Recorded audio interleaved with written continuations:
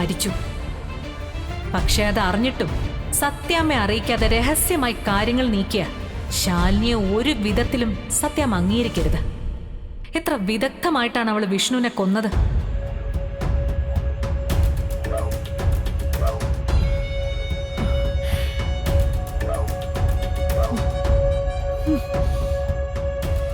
എവിടേക്കാ സത്യാമ്മ എന്താ ഇങ്ങനെയൊക്കെ ചോദിക്കുന്നേ? നീ ഇതെവിടേക്കാ കേറി പോന്നെന്നാ ചോദിക്കുന്നത്. ഞാൻ ഇവിടേക്കല്ലാതെ വേറെ എങ്ങോട്ട് പോവാനാ സത്യാമ്മ? എങ്കിലേ നീ ഇനി കേറണ്ട. എന്റെ മകന് വേണ്ടി ഉണ്ടാക്കി ഈ വീട്ടിലെ നീ ഇനി കേറണ്ട. സത്യാമ്മ എന്തൊക്കെയായി പറയുന്നേ? ഞാൻ സത്യാമ്മയുടെ മകന്റെ ഭാര്യയല്ലേ?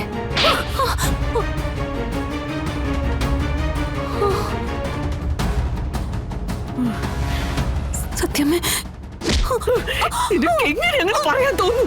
മകന്റെ ഭാര്യയാണെന്ന്. മകന്റെ ഭാര്യയാണ് പോലും. എന്റെ മകന്റെ ഭാര്യയല്ല നീ. എന്റെ മകനെ കൊന്ന് കൊലയാളിയാ നീ.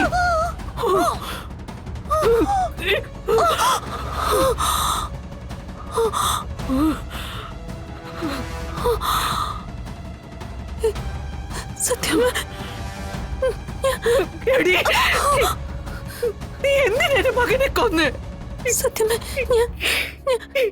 എന്തിനാണ് അവനെ വിട്ടു തിന്നത്? സത്യാമ്മ ഞാനല്ല. ഒരുപാട് ഇഷ്ടമല്ലായിരുന്നു അവന് നിന്നെ.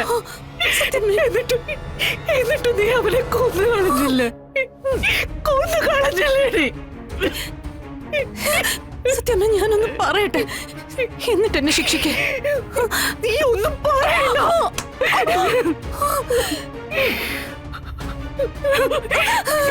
എന്റെ വിഷ്ണുവിനെ ഇല്ലാതാക്കി നീ ഭൂമി ജീവിക്കട്ടോ.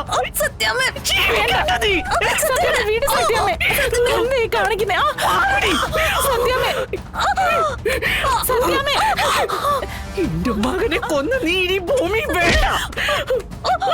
സത്യാമ്മ പറയടി, എന്റെ മകന്റെ ഇൻഷുറൻസ് തട്ടിയെടുക്കാൻ വേണ്ടിയാണോ നീ അവനെ കൊന്നത്? അയ്യോ ഞാൻ എന്റെ എല്ലാ സ്വത്തും ഞാൻ നിനക്ക് തരില്ലായിരുന്നോ? എല്ലാ സ്വത്തും തരത്തില്ലായിരുന്നോ?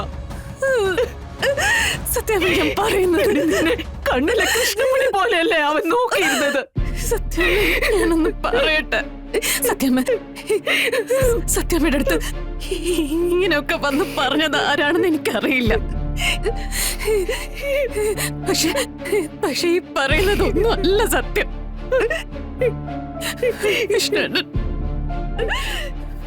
വിഷ്ണുട്ടൻ നമ്മളെയൊക്കെ വിട്ടു പോയി. സത്യാമ്മ അത് സത്യം. അത് ഞാൻ സത്യാമ്മയിൽ നിന്നും മറച്ചു വെച്ചു. അതെന്റെ തെറ്റ് തന്നെയാ. പക്ഷെ അതിനതിൻ്റെതായ കാരണമുണ്ട്. ആ കാരണമാണ് 30 ലക്ഷം രൂപ.